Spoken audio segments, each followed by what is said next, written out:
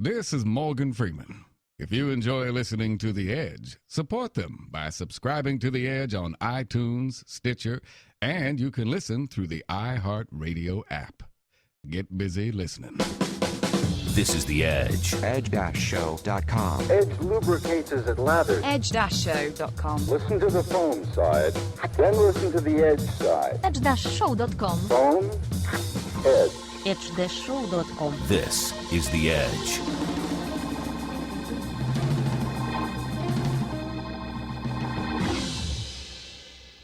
You're listening to The Edge with Mark Thompson.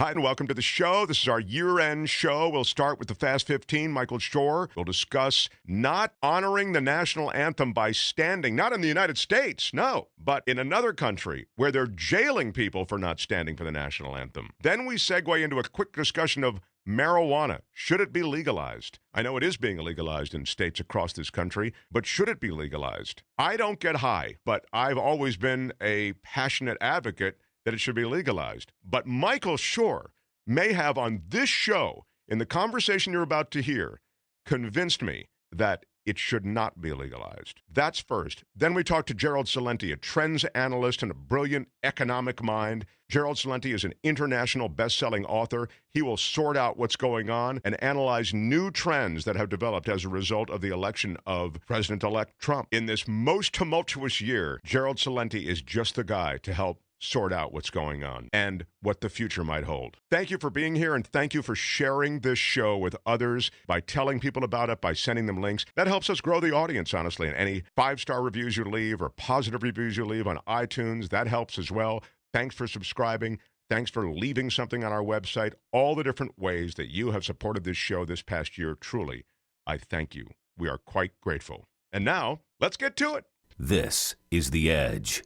Time for the Fast 15 with Michael Shure, everybody. Oh, come on. Thank you. Thank you. You guys missed me. You really missed me. Overwhelming. Michael, I saw an item. It was a small item in the New York Times, and it was arrest in India as moviegoers sat for anthem. I guess they play the national anthem before the movie. And by the way, I think we play the national anthem in this country way too much. Yeah, we talk about how we shouldn't play it before games and things, but somehow it's become this thing where we play all the time, and then we just can't play enough patriotic music in the 7th inning. Right. But they play it an extraordinary amount. I mean, if you're playing it before a movie. Yeah, it's kind of crazy. So this guy was arrested. Apparently, he violated the Prevention of Insults to National Honor Act of 1971 in India. Right. And he's been released on bail, but he could face a fine and imprisonment of up to 3 years. That was the INHA of 1971, right? So that was a week ago. Then this morning, I see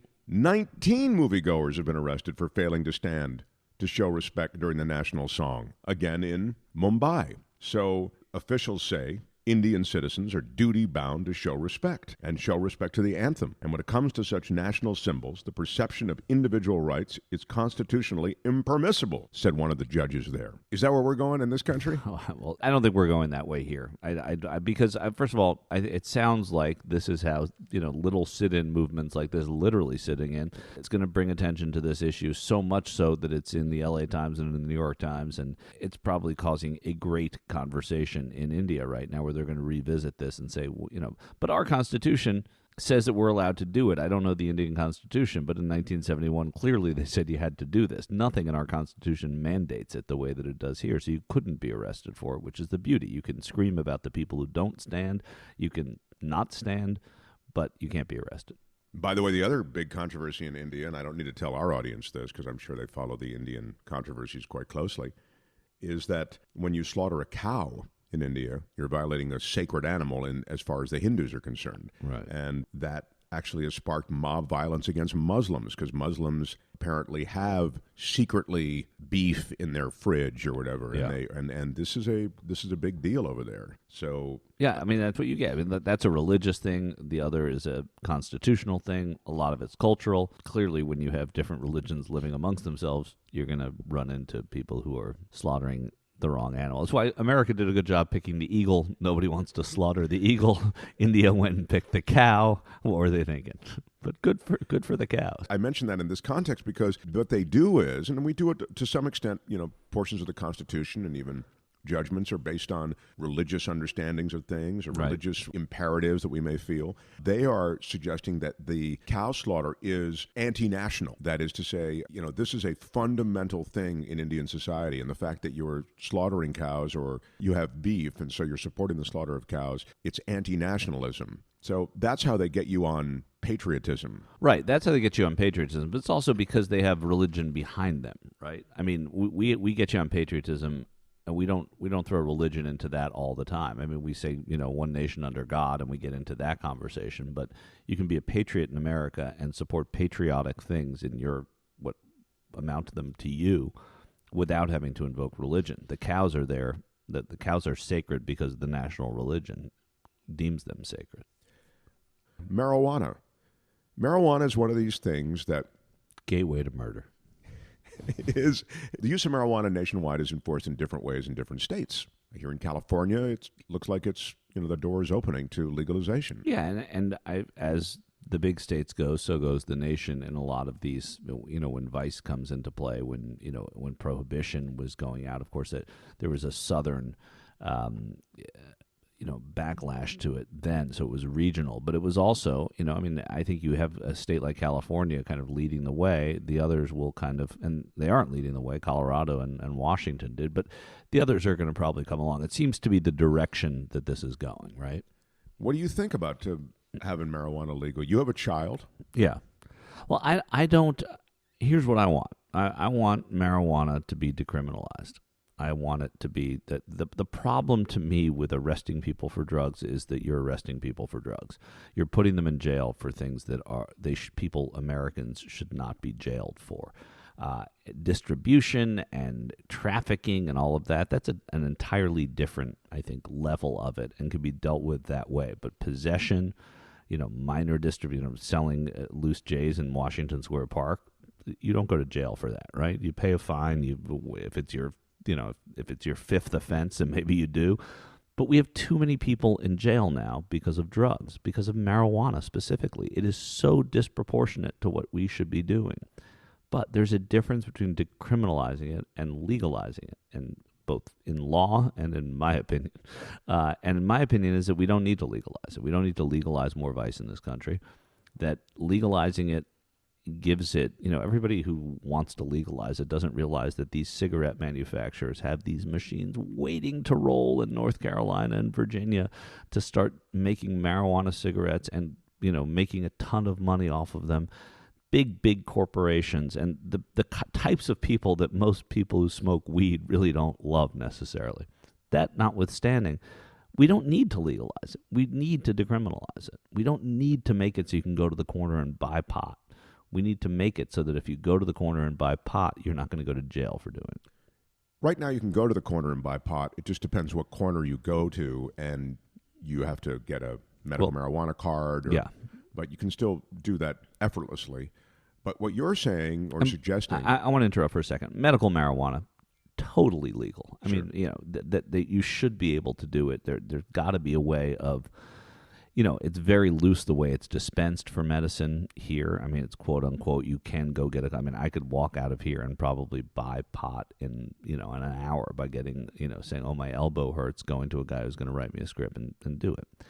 But I want to say that when I say it should definitely be legalized for medical practice. But what I am getting is that by legalizing it, you're sort of suggesting you're going to begin to see it everywhere. Correct. The way you see cigarettes and liquor. Right. And I don't, and people say, well, it's just like alcohol. Well, then definitely don't, right? What has alcoholism done to this country, right? What are we paying as a society and as families and as legislatures for, abuse of alcohol all over this country? So when people say, yeah, is it taking a freedom away? Well, it's giving, the freedom isn't there now, so you're not taking it away, which is kind of what prohibition did. But extending another freedom, I think, isn't the right move. This is my opinion, but I don't think that you should be a criminal for smoking weed.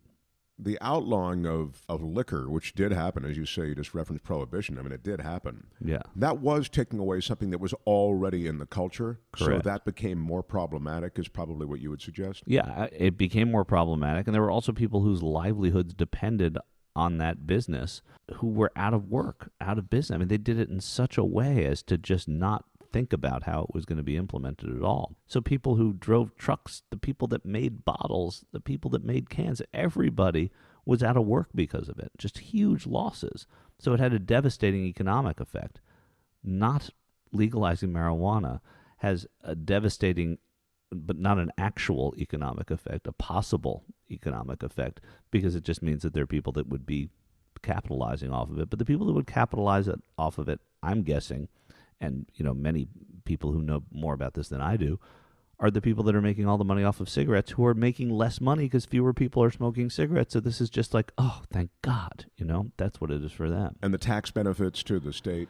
You get tax benefits for the state. I mean, that's what, there are going to be huge surpluses in the state of Colorado. They're going to get a lot of tax money from the legalization of marijuana. But I don't think the trade-off is necessarily worth it, because I think you're going to be spending less money by not jailing people if you decriminalize it in the first place. So I think that and listen, sometimes you don't make as much money, right? The state doesn't make as much money. They hike the taxes on cigarettes by 1/4 cent, and maybe they make a lot of that up. I don't know that high finance of it, but sometimes yes, you would recognize a lot of revenue, but they do that with lotteries too, right? I mean, there are other ways of bringing in revenue, and the states that really need it put in a lottery. The state of Tennessee put in a lottery whenever they did it about 15, 20 years ago, totally changed what they were generating in taxes for that state, for the state education fund. In California, you can grow your own pot now. Yeah. So there's that. Right. You can. So you should. Right. I mean, you can grow your. It's not like tobacco. It doesn't need the tallow and the types of soils that are needed for growing tobacco. I mean, that's what they were using, animal fat at some point in growing tobacco in the 1700s. But that's a great point, Mark. I mean, you can do that, and I'm not saying that damn you people who are. It has nothing to do with that. It just has to do with legalizing vice in a country that just doesn't do well with vice. It doesn't do well with gambling. It doesn't do well with alcohol. It doesn't do well with cigarettes. And I think that it's a question maybe of the maturity of this nation generally. I mean, the actual maturity of the nation. We're 250 some odd years old, as opposed to countries where vice has been around and alcohol was around for hundreds, if not thousands, of years. You're saying that the alcohol at dinner when you're a kid in wherever. Yeah, exactly. If you're in sitting at your home in Rome as a 15-year-old and you're drinking a glass of wine with dinner, you're not being taught the vice of wine, right? It's it's cultural. It's different. People don't go out and say, let's get a ton of wine all the time whenever they let's drink wine to get drunk. But people. Listen, I mean, it's not that doesn't happen, but I'm just saying that you can solve the problem of marijuana, if you even think it's a problem, by making it not criminal to possess or sell in small quantities marijuana, to not make it this sort of zero tolerance law without saying, okay, you can sell it at 7-Eleven either. There's middle ground. Just remember, Michael, don't get high on your own supply. Right. Michael Shure, everybody. Thank you so much, guys. See, look, the whole audience is stoned. Look at it. Look how happy they are. Yeah. We love Michael Shure. This is The Edge. Subscribe to The Edge on iTunes or on Stitcher. edge-show.com.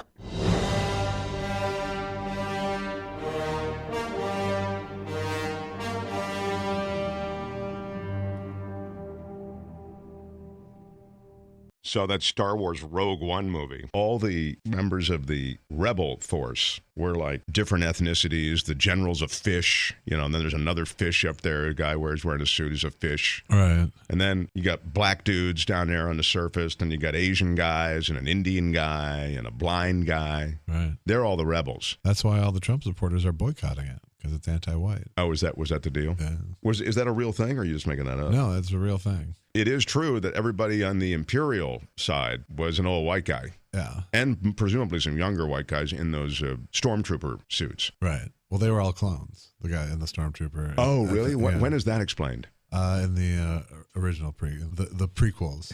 Thank you. They are all clones of Boba Fett's father. Wow, that's really disturbingly sick knowledge. But you're saying most even semi-nerds would know that. Well, if you watched all the Star Wars movies, you kind of know it. Which one was Which that I explained happened to in? sort of do on TNT much of the weekend. So Which one was it that explained in? that was The clone of Boba Attack Fett. of the Clones. Okay, but I'm sorry. What number was that? Or which That one? was episode 2. So there were the first 3. There was the first 3, which were episode 4, 5, and 6.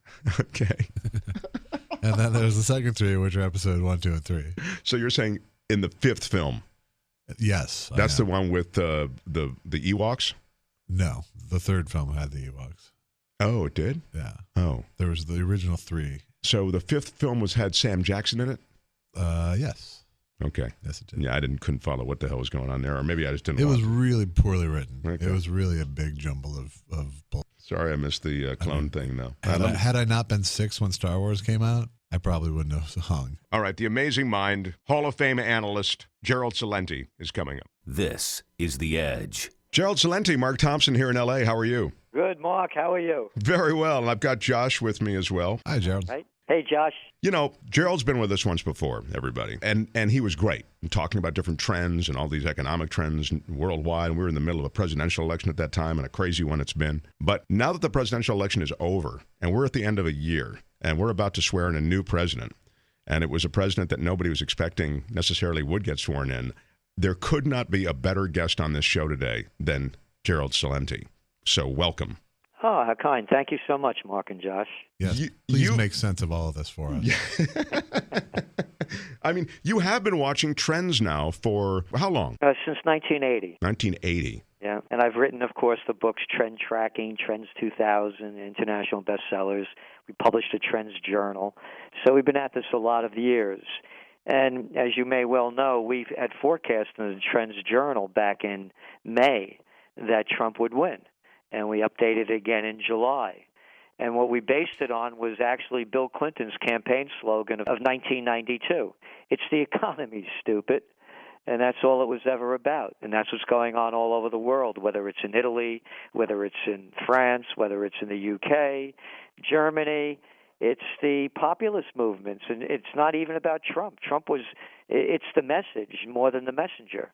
And that's what we're looking at. And so that's why we were able to forecast it. And we've done, people used to call me a gloom and doomer because of where we saw the economy going. And since Trump's election, and again, we wrote about it immediately after Election Day, we've reversed our trend forecast. And I'm a political atheist. So we don't take sides on these things. We call them the way they are. And you're looking now, what is it, the 17th day since November 9th that the stock market is, broke a new record. The trend is your friend, as they say in the business, and you cannot ignore this stuff at the peril of being really blindsided by a belief system rather than the facts. Does this mean that you've packed your gloom and doom outfit and now you're leading the we're going to have a bullish next year parade? Yeah, vote for Mr. Boogie is my... Yeah, no, it's big. I mean, you're seeing the strength of the dollar, and it's hit 14-year highs. And then you look again, just a quick background. I began my career at a graduate school running the mayoral campaign in Yonkers, New York. I mean, it's a city of 300,000 people. I was the number 2 guy right out of graduate school. And then I ran political campaigns in Westchester County, which at the time was the richest county in America, and was the assistant to the Secretary of the New York State Senate.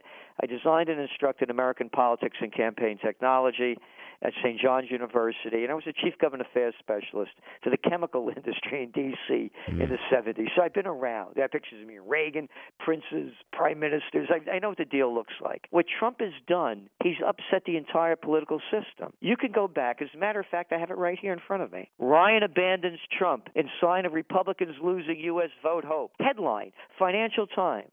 You know when that was? Less than a month before Election Day. Right.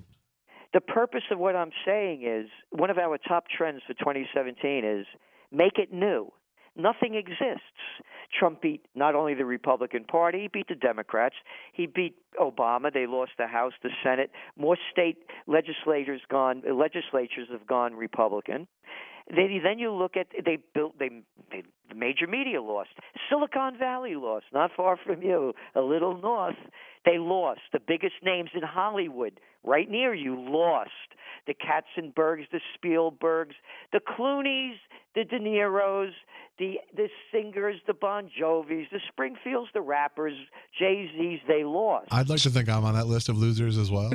Josh, you're further down the list. I'm not saying I'm high on the list. By the way, Gerald, I know you're making a point, but let me just interrupt that point for a second to ask a question about what you just said. When you see an unprecedented line of celebrities and high-profile people from Hollywood and from government, and you mentioned Ryan at the beginning of what you were saying, queue up all to say, this guy's dangerous, we can't have him, and the end of it, that guy wins. Does that suggest that those endorsements really don't mean anything in the end? Bingo. That's the story we're making. There's nothing there. I mean, what was Paul Ryan before he was Speaker of the House? Who are these people? They're nobody. I mean, what did Trump do the very first day? You know, again, I'm in the business. I know the way it works. The first debate, he goes over to Jeb Bush, puts his arm on his shoulder, says, you're really a nice guy, but there's nothing there. He took out the guy at the top. So what we're saying, and going back to the economy now, it's not a political system anymore.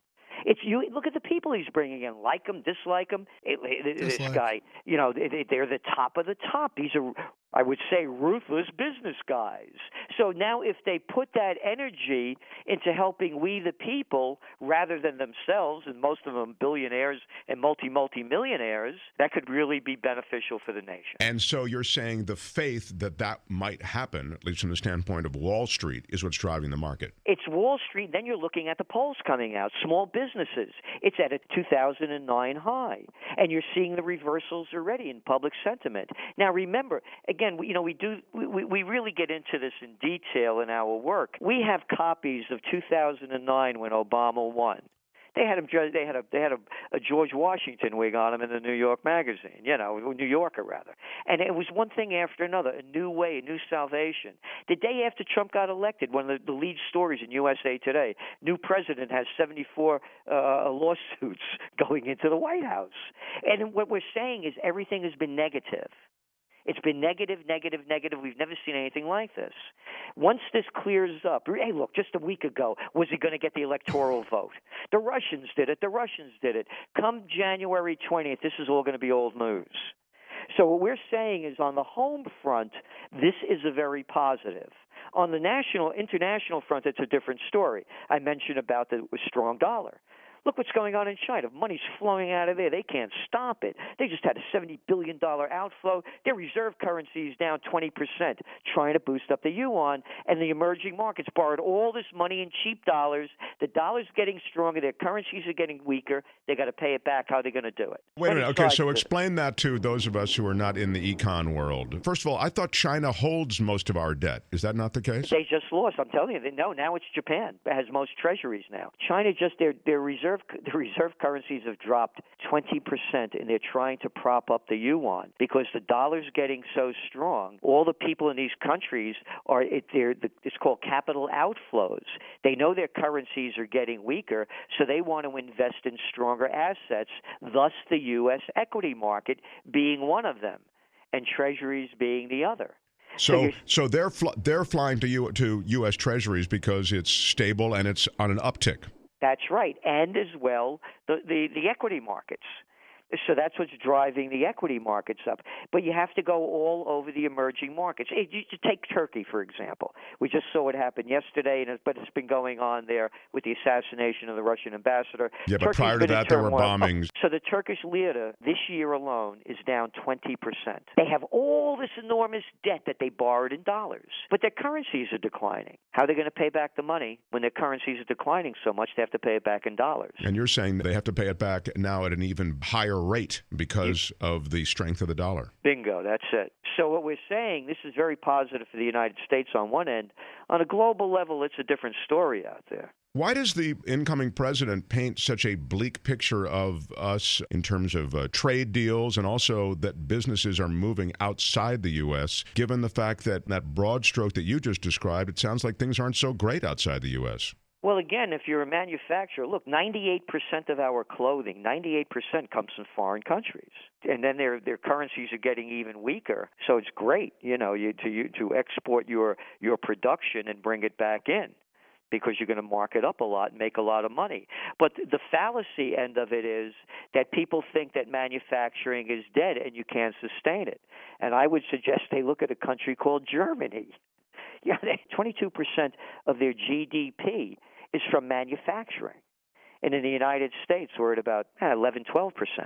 Isn't it the case, Gerald, that the greatest threat to the American workforce isn't jobs being exported, though, overseas in other countries and manufacturing jobs going there with plants in other countries, but it's automation? That's part of it, and it's a big part of it. But when they're going to other countries, they're not automating because the help is so cheap. So they're just really reconstructing the manufacturing facilities that they've had. But again, Germany is a perfect example. They have the most sophisticated robotic systems of anybody. As a matter of fact, so sophisticated, the Chinese bought them. So it's a yes and a no. The Chinese bought the German robotic systems, you're saying, to use in China now? No, they're going to use it all over the world. They bought the company. They're the major owner of the company. Yeah.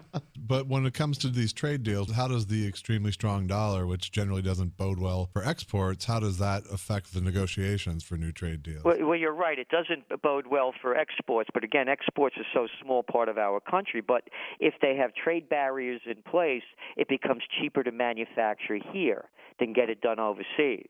And when I went back and talked about the kind of people that he's bringing in, Wilbur Ross, Mnuchin, Tillerson, these guys are going to negotiate better deals, I believe.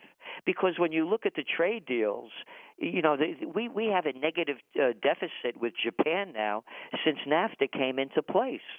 So obviously it's not working very well. It's over 22 years of negative trade. So before this they had tariffs. It wasn't a dirty word. And again, these aren't fair trade deals.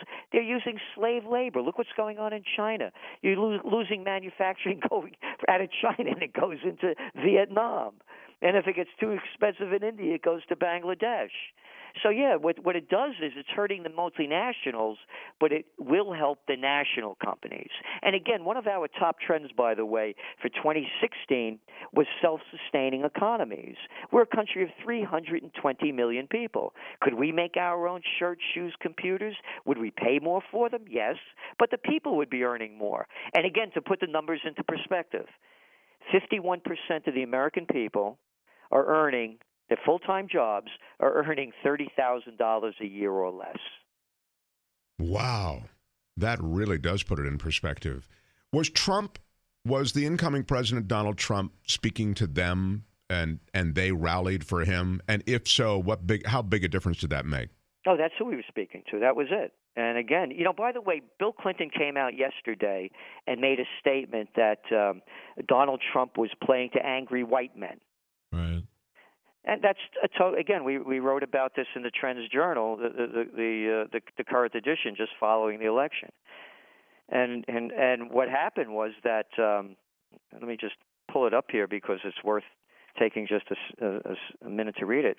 And as evidenced by polling data, the myth that reactionary white working-class men elected Trump continues to be perpetuated by the media and prompted by anti-Trump demonstrations that erupted following the election. In fact, Trump received about the same number of white male votes as did Mitt Romney in 2012. So that's saying it didn't make a difference. It wasn't the white vote. What happened was, I could give you more of the information. Also, some 2 million black voters who cast ballots for Obama in 2012 did not cast ballots for Clinton. But they didn't show up at all at the polls. Right. And Hillary Clinton received 2 million fewer votes from women than Obama did in 2012. So what they're doing is they're distorting the facts. And this is a phenomenal number right over here. Overall, Clinton received about 10 million fewer votes than candidate Obama did when he first ran in 2008. Again, what people are forgetting also is this is the first election we've ever seen where you had two candidates with such high negativity ratings. Absolutely.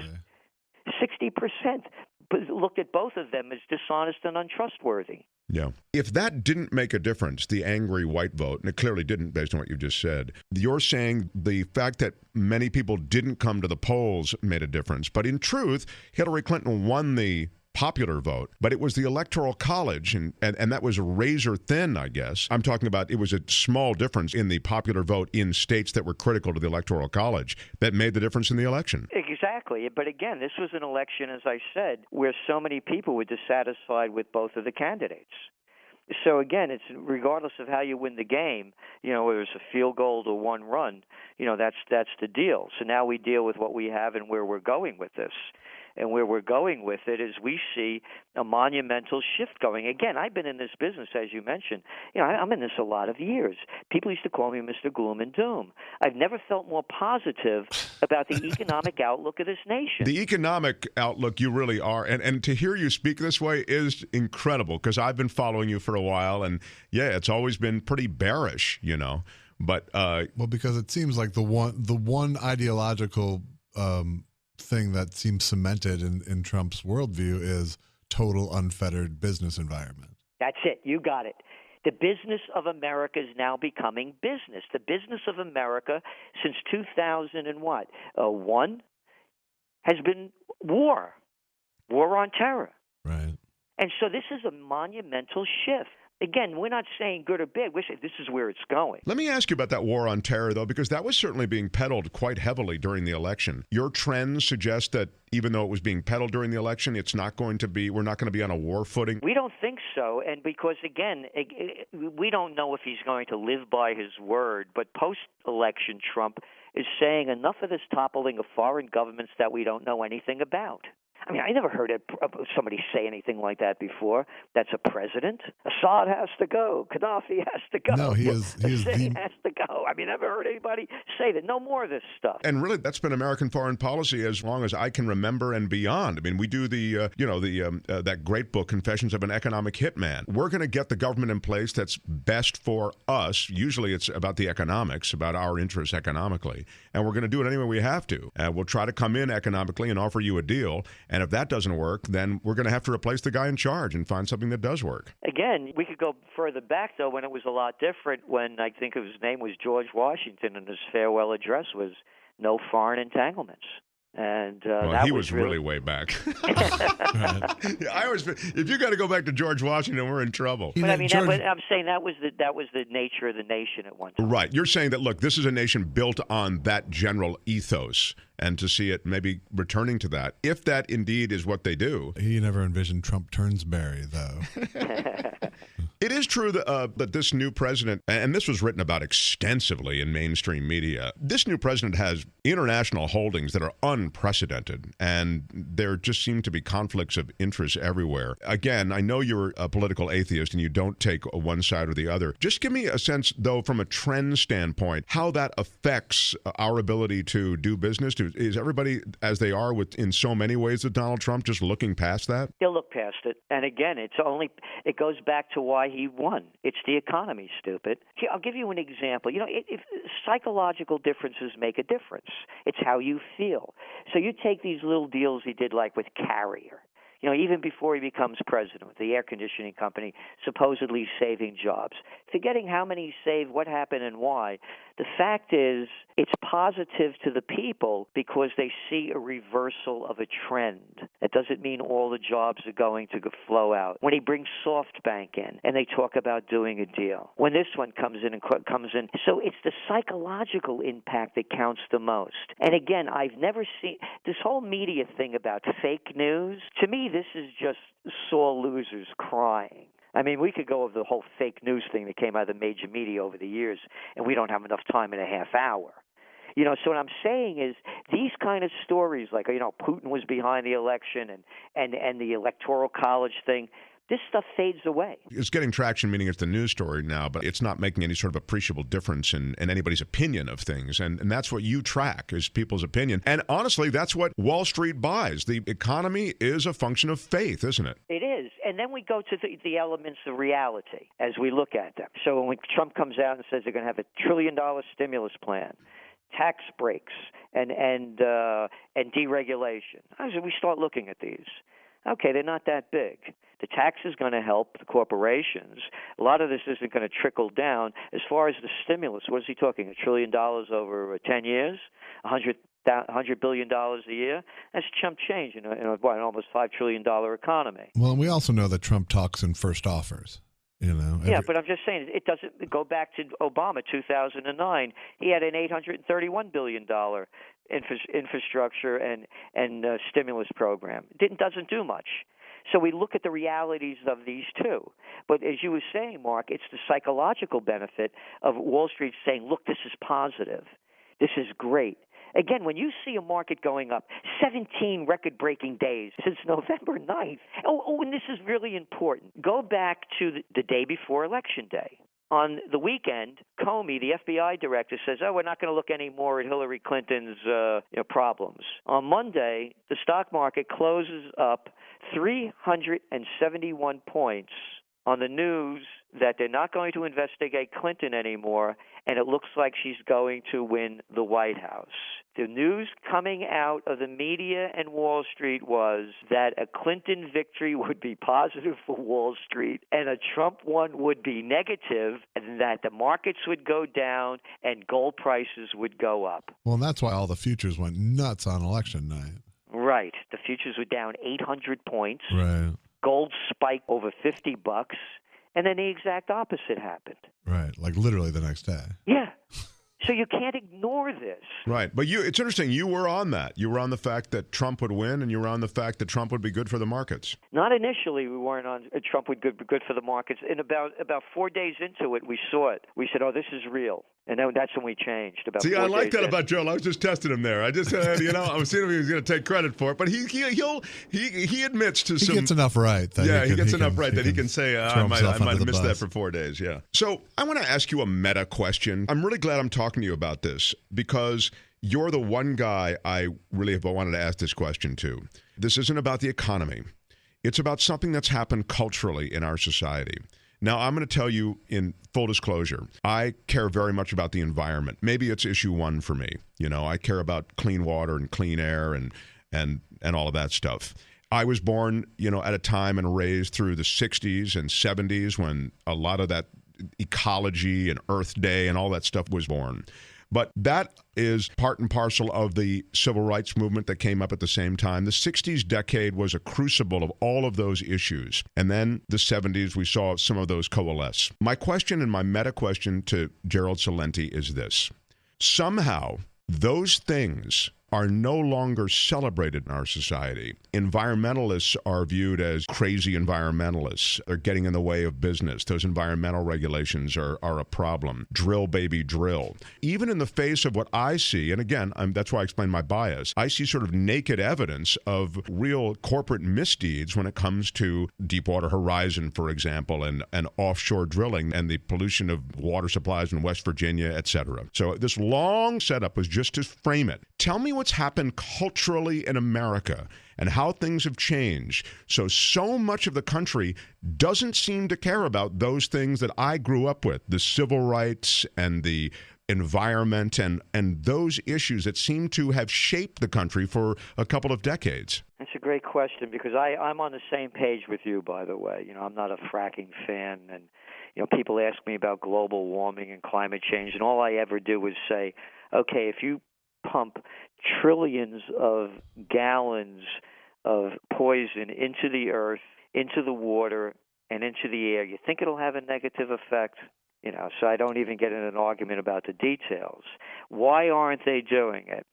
Because to me, both political parties have taken the passion out of the people, particularly when the Democrats get in. And now we can fast forward this question and see where it's going to go. Because as you know, one of the things that Trump wants to do is dismantle, basically he said it during his campaigns, of the EPA. And remember, the EPA came in strength under Richard Nixon, a Republican. That's a wild fact, but it's true. So now what's going to happen, because the Democrats and the liberals let their candidates get away with destruction of the look at the Flint water issue. It's never been solved. I mean, you could send $500 million to quote moderate rebels in Syria, and you can't fix the water in Flint, and that's only one of them. So here's the answer. I believe now, because the country is so divided, you're going to start seeing now more of a checks and balance, and a resurgence of these groups that have been very quiet and dead because the people that they liked, when they were doing it, it was okay. But now they'll have somebody that they don't like, they're going to rise up against it. So I think we're going to start seeing a resurgence of that. So you're saying that there'll be a corresponding activism that's going to be in response to what we see as the dismantling of environmental regulations and of civil rights laws. I mean, I don't know if that's going to happen in the civil rights laws. I don't know if the civil rights, but I do see if it happens in the environmental, you're going to then start see these groups rising up where they've been basically quiet for the last several years. And I was mentioning civil rights, not so much that they're going to take them away any more than, you could say that a lot was taken away under Obama. My God. But the reason I folded civil rights in is it was sort of representative, as I say, of that decade of change. It was where you were really seeing things and celebrating civil rights victories. Now it seems as though, as you say, it's a nation divided, and that celebration is more a pitched battle. But I tend to think that the other division that's happening is very much generational, and I do think that the generation that was protesting in the 60s is now actually a fairly activist generation, and they're finding the way to make that voice effective, in this day and age of the internet and different ways of communicating. But I think the ethics of people in their young 20s right now is probably as pure as we've seen in a long time. Yeah, your trends must bear that out a bit. The millennials do have more of a sense of things like the environment and of more altruism, don't they? Yes, they do. And again, but putting it into perspective and why we feel, that things are going in a good direction, as I said,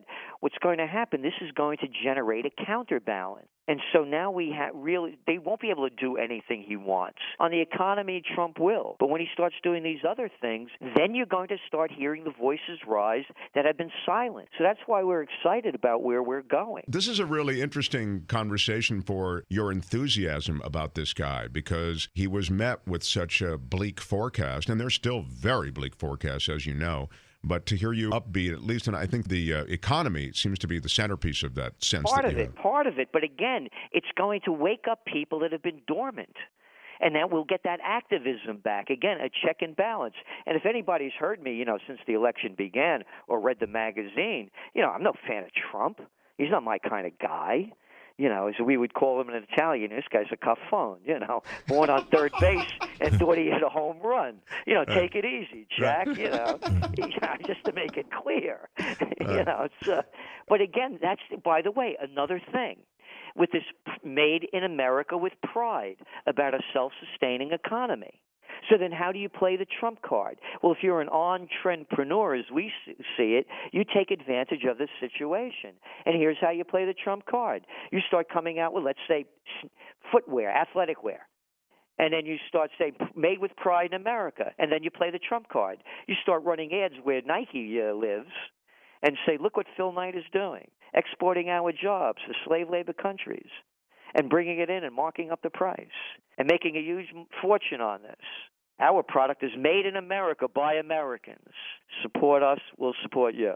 That kind of thing. There's nothing wrong. As I say, my blood is Italian, but my heart's American. I could never be me if I was born in Italy. This was the land of opportunity. And by the way, I don't know if you know this. We're in colonial Kingston, New York.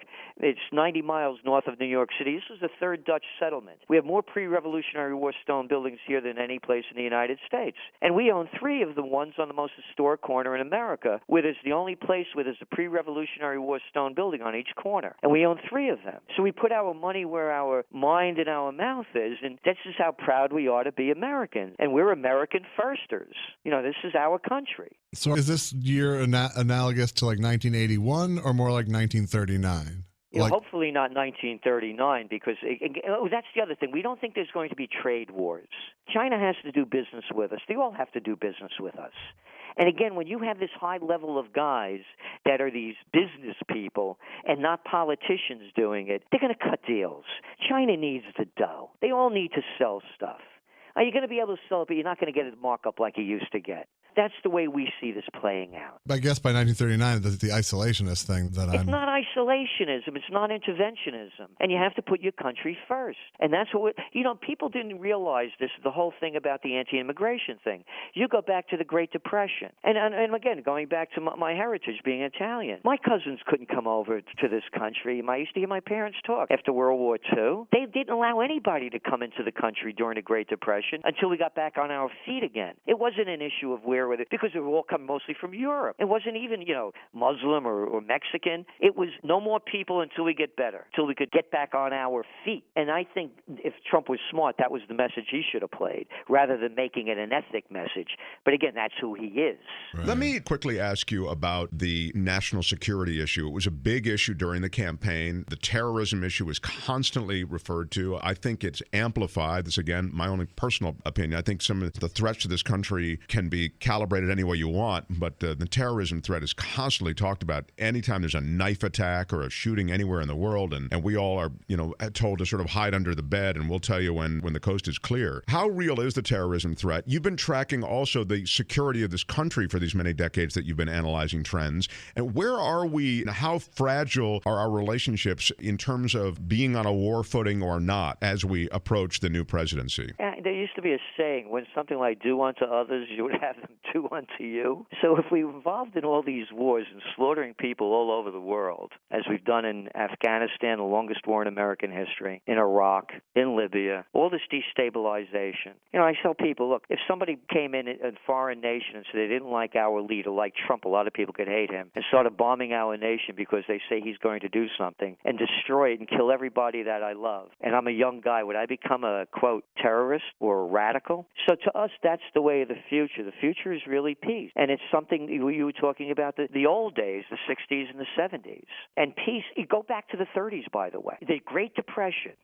The Great Depression, it was the happiest, swingingest music, elegance, and grace this country ever knew during a time of peace.